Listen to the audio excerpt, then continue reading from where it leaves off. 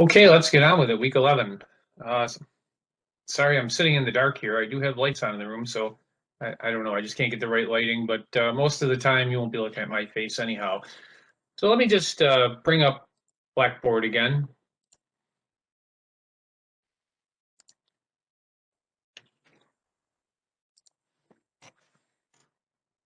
All right, here we are. Let me get rid of this. So Blackboard, we're going to go to one of our AU-272 courses. The internet's really slow today too for some reason.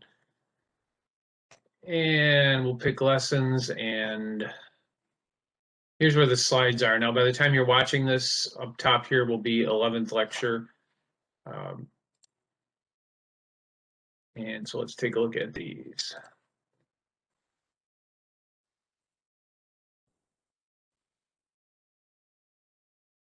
All right, and we will scroll down. We were somewhere in the 20s here, 26 maybe. There we go. So we had just talked about relays last class, and today I want to talk about something that's relatively simple, lamps and indicators. The simplest ones are just actually light bulbs, you know. So a check engine light or a ABS light or something like that. It has power to it when the key's on, and then the computer can ground it in order to turn it on. These you can do a prove out when you first turn the key on. A lot of these lights will come on so that you can check the bulbs and all that. So that's under diagnosis when I say bulb checks. The little more difficult ones, the LEDs, or what's kind of obsolete now, the vacuum fluorescent display, VFDs. But the thing with these is there's really not much you can do with them. So let's say that you know your information screen goes out. I know my truck has a big screen in the middle. It's the radio, it's the heating, it's the navigation, everything. And if that goes out, what can I really do to diagnose this? Essentially, I can make sure it's got power and ground. If it does, I can't do anything else as a tech in the field. That unit is going to have to come out and either be replaced or sent for repair. So this is a really simple topic. It's basically, you know, turning on a light bulb for the most case. So if you check the wiring and you find you don't have power or you don't have ground, obviously you got to fix that problem. But if you have power and ground, the other thing that could go wrong, right, is you could lose some data. You could lose a backup camera, and that could be the camera itself or the wiring between the camera and the display. Or you could lose the network connection. Last week we talked about network wiring, and those wires are really easy to check with an ohm meter. We had one last year, maybe 2 years ago. It was a BMW. Had a bad instrument cluster. Of course, we didn't know it was a bad instrument cluster, but the vehicle wouldn't start. And with a scan tool, you could not talk to certain modules. Just couldn't do it to find out what was going on. And those modules, we checked them. They had power, they had ground. The network wiring had good continuity, but you couldn't talk to them with the scan tool, which was kind of weird. And long story short, what it turned out to be was the instrument cluster, which is a computer, was causing so much noise on the network that it was interrupting communications between other modules, including the scan tool. Just so happened we had another BMW there with the same, same car essentially, and swapped the dash, and the car started right up, and it's been fine ever since. So, that's a weird thing with an instrument cluster. But typically we're talking about a customer comes in and they're complaining that, some light isn't working or some display isn't working. Like I say, not a whole lot you can do with these displays other than make sure that the wiring to them is good. Power, ground, network. Some of them have direct connect to some sort of a sensor. For example, a speedometer. Depending on what year the car is, it may be connected directly to the vehicle speed sensor, but more likely, if your speedometer is not working, the vehicle speed sensor is connected to the PCM on a lot of cars. And then over the network, the PCM shares that vehicle speed information with the instrument cluster. So assuming that you can talk to the instrument cluster with the scan tool, that tells you that the network wiring is not broken, right? Most of the time with scan tools on most vehicles, you can operate those gauges. So let's say we're talking about the speedometer. You could, with the scan tool, do a sweep and it will go, full, fast, full, all the way down to 0 miles per hour.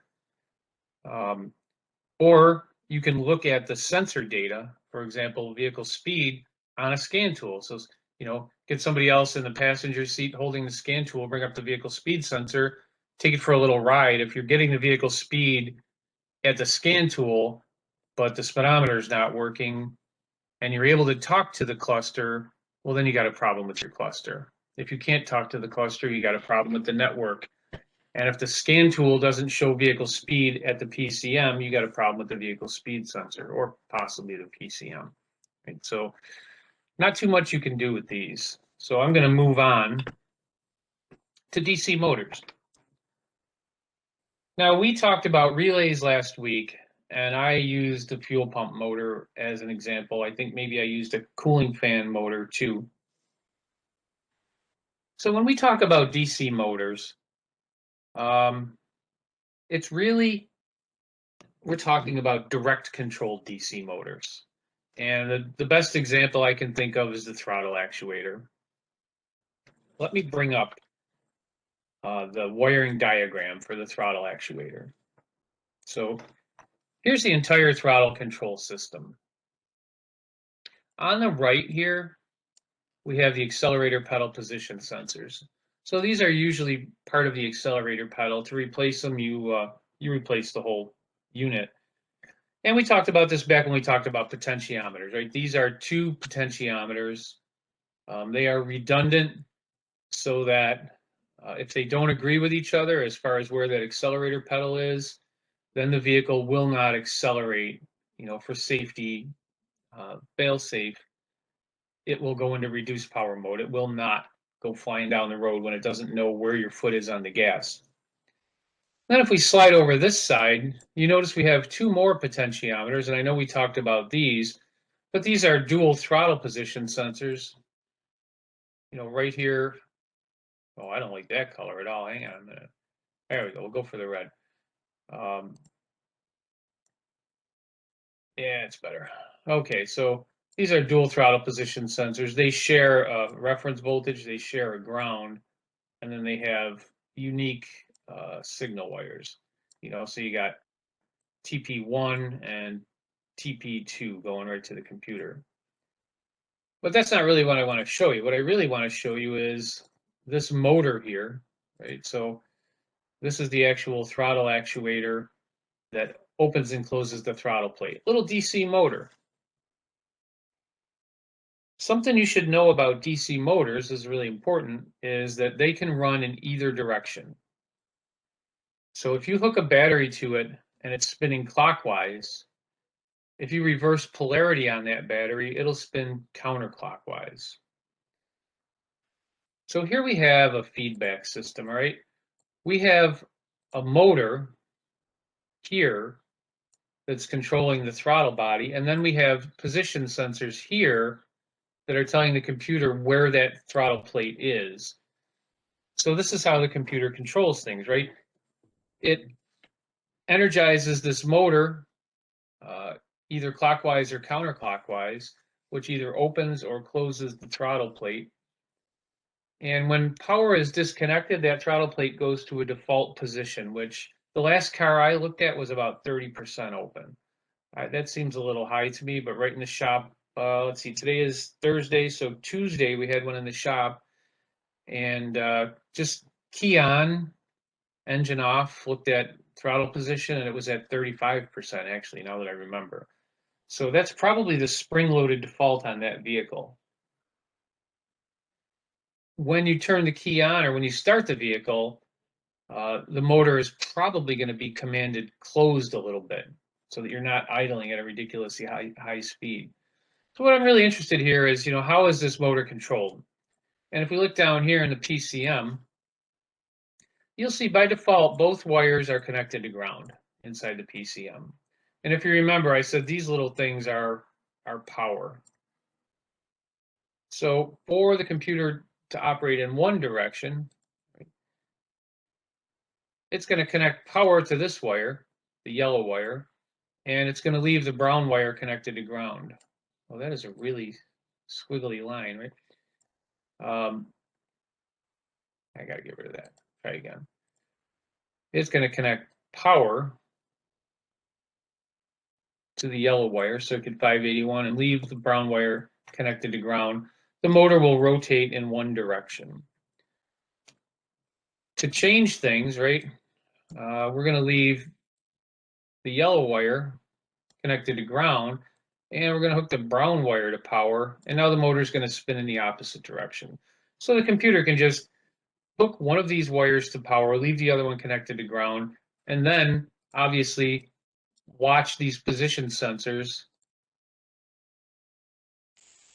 until that throttle plate is in the position that the computer desires, the percentage it desires.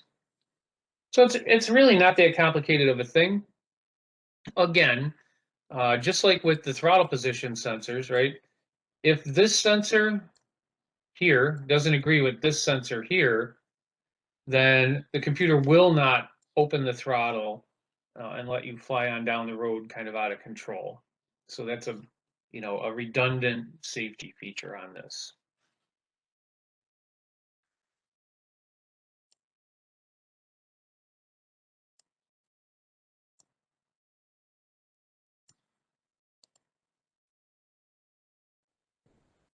For diagnosis, it's really pretty simple.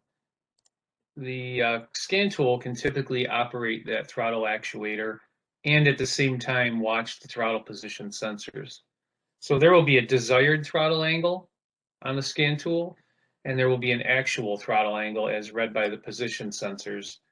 And if they don't match, then there's going to be a problem, right? The idea behind this redundancy, of course, is just to make sure that we don't have this unintended acceleration. And the effect of this redundancy, when the vehicle goes into reduced power mode, the engine RPM is probably enough to get you off to the side of the road as a driver, or maybe even to pull the vehicle into the shop as a tech, as long as you don't have to go too far uphill. It runs somewhat higher than idle speed, but it won't accelerate. And most vehicles have some sort of a wrench lamp or a display that tells you you're in reduced power mode. So if you see that, this is where you're looking, right? You're looking at a mismatch in the accelerator pedal position sensors and or a mismatch in the throttle position sensors, or that they don't match the desired throttle angle. The other thing that you should know, if you're looking at voltage off of these sensors rather than percentage, and I don't know what the scan tool is going to give you. Some cars are going to give you a percentage. That makes it simple. Those numbers should match. As one sensor goes up in percentage, the other one should go up the same. But if it only gives you voltage, sometimes these sensors are configured so that closed throttle is minimum voltage on one sensor and maximum voltage on the other. And as you open the throttle plate, one sensor goes up in voltage and the other goes down. And the computer knows what the corresponding numbers are on each one that are correct, but it's not so obvious to a tech just looking at voltage.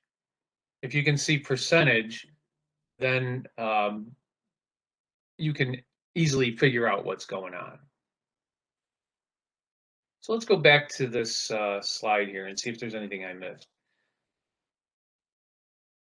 Some motors, say a climate control fan motor, those may be pulse width modulated to control the current flowing through them. Blend door. All right, let's look up an AC blend door. will go on the same car, right? Let me close this and we'll go to our AC and heating. So there's diagrams, electrical, and let's see, heating and air conditioning. All right, so blower motor control.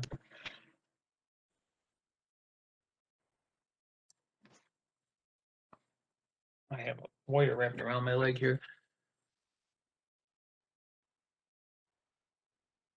All right, notice this blower control module.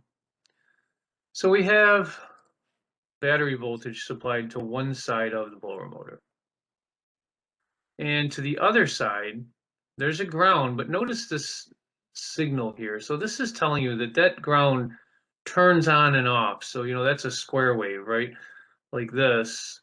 And so by varying either the duty cycle or the pulse width, not sure what this one does, that will control the speed of the blower motor.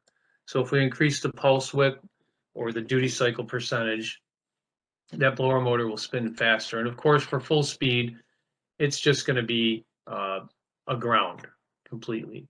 Now, if we look over here, the HVAC control module, notice it has a similar thing in it, right?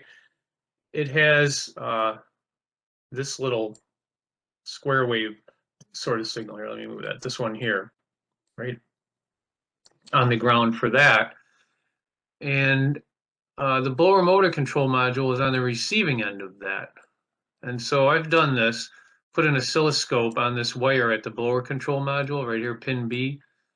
And what you see is as you crank up the blower speed, the signal, right, the pulse width at pin B gets longer. Maybe we can do that out in the shop. I know for sure that that old 04 Impala works exactly like that.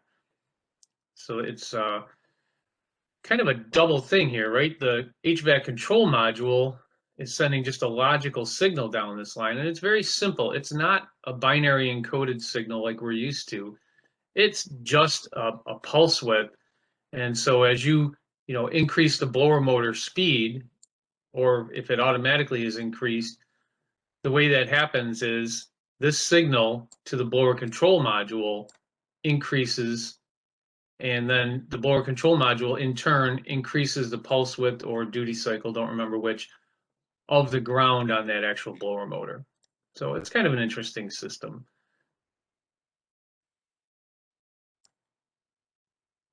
See if there's anything else. All right. So idle speed control motors, we don't see those too much anymore. Now it's become the throttle actuator. Variable speed climate control fan motor, we looked at that. Blend door motors. Okay. Yep. That's one more example I can use. We're in the heating and air conditioning. And yeah, here we go. So I'll just pick one. Air temperature actuator, that's the blend door, left and right. Now they're not really showing it. So what's the air temperature actuator?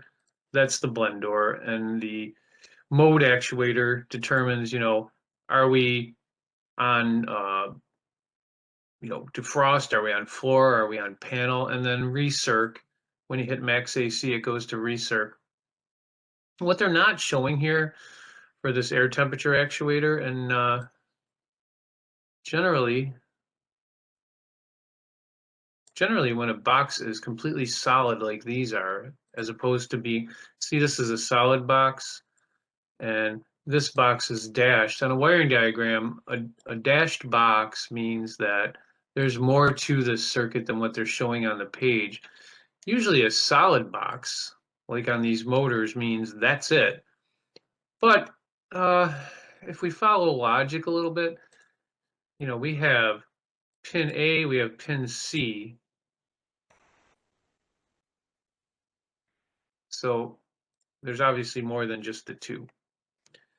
but they would be kind of like the throttle actuator and have a potentiometer built into the motor. So there's, instead of just 2 wires, there's 5, 3 for the potentiometer, 2 for the motor itself.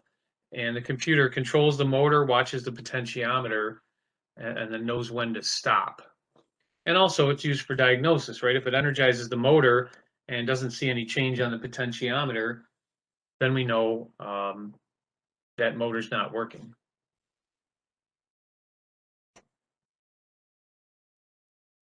And then the last thing here, the last two things, most motors are relay controlled and are not variable speed. I don't know if I'm ready to say most anymore. That used to be the case probably when I originally wrote this slide, but it could be more like 50-50 now. So let's just say some motors are relay controlled, and we talked about those last week, and an example of that would be the fuel pump, right? That's indirectly controlled. And then others are directly controlled, wired right to the computer. So that kind of makes this question kind of questionable, right? True or false, most motors are directly controlled by the computer. I don't know anymore. Let's change that to some motors. And then what do some motor systems incorporate for self-diagnostics? I just said it. They have a potentiometer built right in. Let's talk about stepper motors then. Stepper motor used to control position in fixed increments. Now, there are not a lot of these on cars anymore, but if we want to move something in tiny little steps, stepper motor can be used for that. And if you read this, basically, they have fixed electromagnets arranged in steps around a circle. So let's just look at this one, right? This is an old-fashioned, idle speed control actuator. This pintle here on the valve fit into a seat and could block air off getting around the throttle plate. Or if it opens, allow air around the throttle plate, thereby increasing the idle speed. And the pictures are, they're showing the coils here. Those are these coils here we're talking about. And if you look the way these are wired, so we have plus here is the South Pole, minus here is the North Pole. So this is one set of wiring with each end connected to the battery, plus and minus, right? So that gives you a South and a North Pole. And of course, you know opposites attract. So if you just energize this coil here,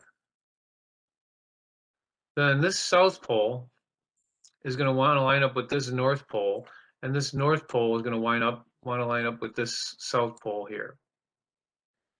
If, on the other hand, you just energize this set of coils, right?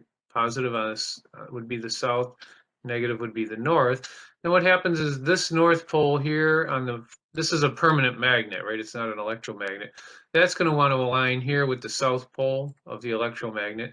And the South Pole on the permanent magnet is going to want to align with the North Pole on the electromagnet. If we want the motor to take a half step, if you will, not one step that's between aligned with the South Pole here or aligned with the South Pole here, that's pretty simple, right? If we energize all 4 of these, then this North Pole is going to be between these 2 South Poles. It's not going to know which way to go. And this South Pole is going to be between these 2 North Poles. So I can move 45 degrees by energizing them both. Then if I turn off this one, then it's going to go straight across this way. Then if I turn them both on again, only reverse the polarity so that this is south and this is north, then it's going to go halfway in between that one. And then if I go completely take this one off and leave this one alone, right, then it's going to go another quarter turn, or another 45 degrees, I'm sorry, so 1/8 of a turn. So this motor can move in 1/8 of a turn steps, and notice here there's a screw, and as that screw turns, this is going to move out or it's going to move in, depending on which direction this screw here turns. So it can turn in little tiny steps just by alternating the energization. Wow, it's a big word. Just by altering whether or not there's power connected to these, and by altering the polarity, because they can switch north and south on that. These would typically directly be controlled by the computer. As far as diagnosis of a stepper motor, usually, a diagnostic trouble code will lead you to a problem. But you can actually operate that motor manually with if you have a power supply and some jumper wires, and just see that each set of coils works and that the motor, moves freely. Obviously, if it's not getting the correct signals, power and ground, you can check that and check the continuity of the wiring.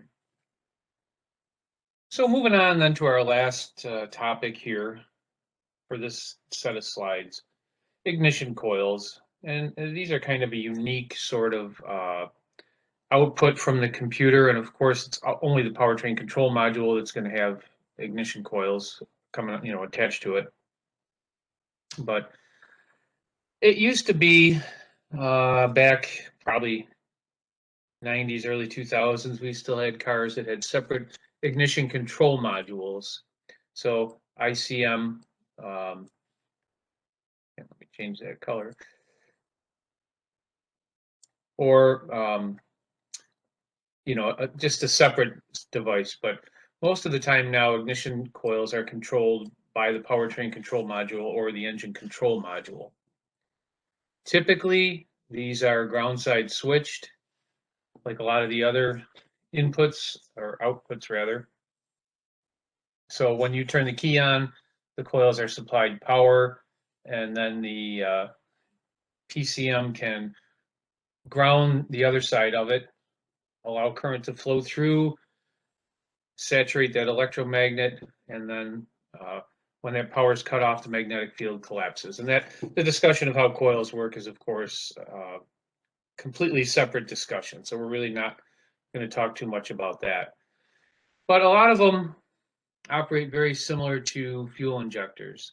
So you can use a Noid light just like you would with a solenoid or a fuel injector and verify that the computer is actually switching that circuit on and off. Here's a picture of the wiring diagram for the ignition control module on this 2010 Chevy that we were looking at. I don't think this diagram is completely accurate, and I'll tell you why in a minute. But let's start by looking at the power supplies, right? So this 20 amp fuse is powering, here's pin F of the ignition control module. So this vehicle has a separate ignition module. And pin F is power, and you can see, right here, there's a splice, and power is supplied to coil 1 and to coil 2 and to coil 3. And of course, it's also supplied to the ignition module itself.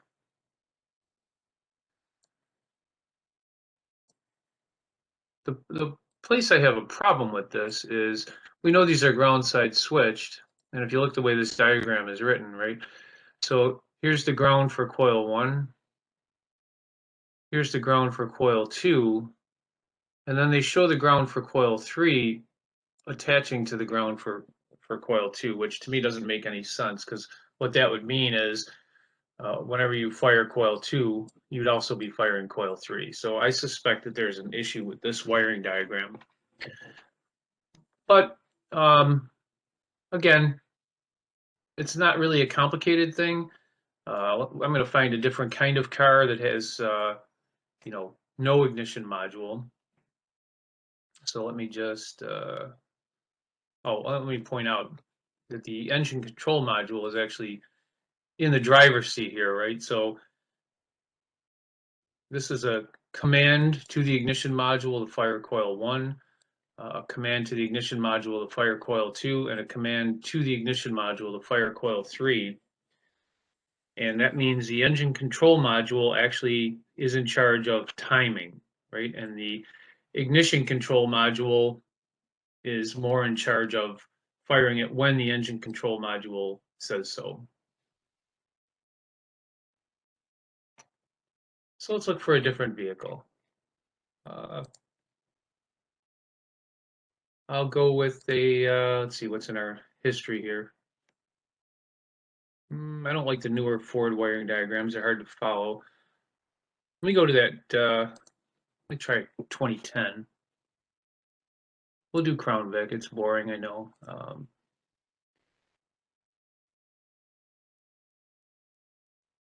Original equipment, electrical, and ignition system.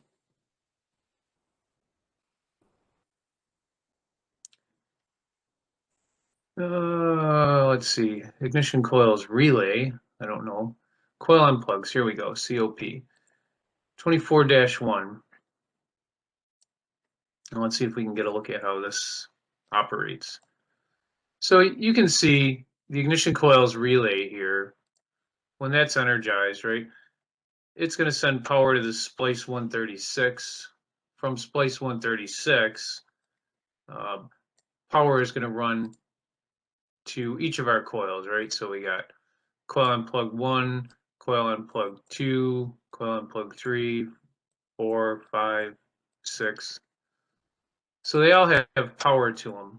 And then if we look over at the other side here, right, this is the powertrain control module.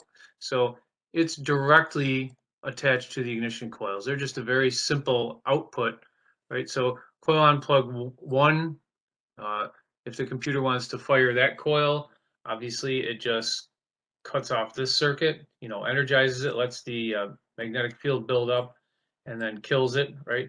Same with coil on plug 2. And so they're just, very similar to what you might see on a fuel injector. Let's see if we can actually bring up the fuel injectors from this car.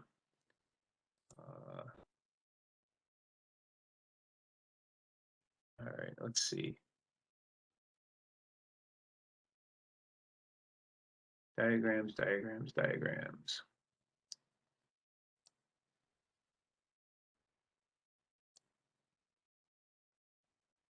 Fuel injectors, 24-2. And so if you look, this is almost the exact same wiring diagram as we had for the coils, right? We have a common power feed here to a splice, goes off to, injector 8, injector 7, injector 6, and so on. And then on the other side, the other end of the circuit, right, is the powertrain control module. And it can just fire injector 8 just by grounding circuit 562. Injector 7, it just grounds circuit 561 for as many milliseconds as it wants. Fuel injector fires. So these ignition coils are really, really similar to fuel injectors.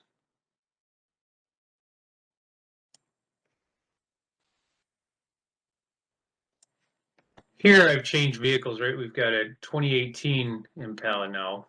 And I want you to look at these coils here. I'll zoom these in a minute. But notice the thing about these coils that they don't just have two wires connected to them. Let me zoom in on these a little bit.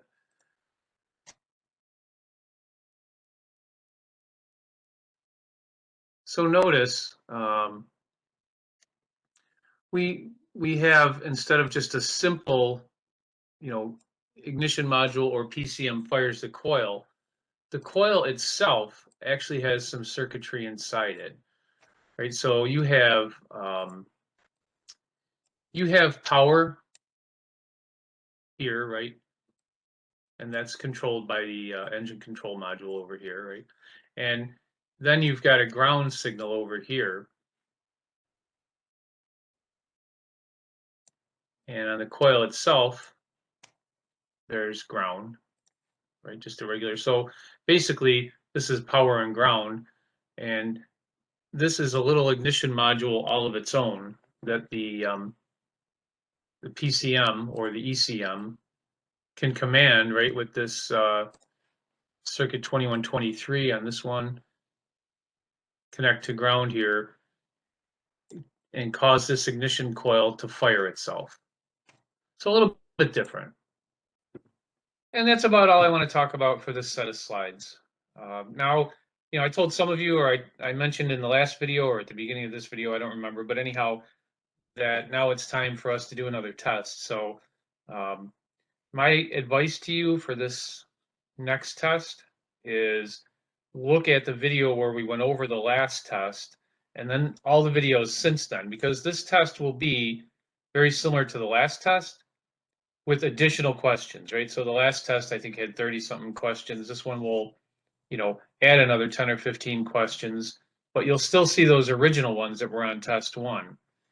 If you study the results of test one, where I went over it, you should get those questions right kind of automatically, right? And then if you even get any of the new ones right, you won't have any problem passing the test. So good luck with that. Of course, I'll be sending an email. By the time you're watching this, you may have already received that, and the test may already be posted. But I'll send an email, and I'll explain all about the test and when it's due, and that's about it. So see you in lab, and have a good weekend.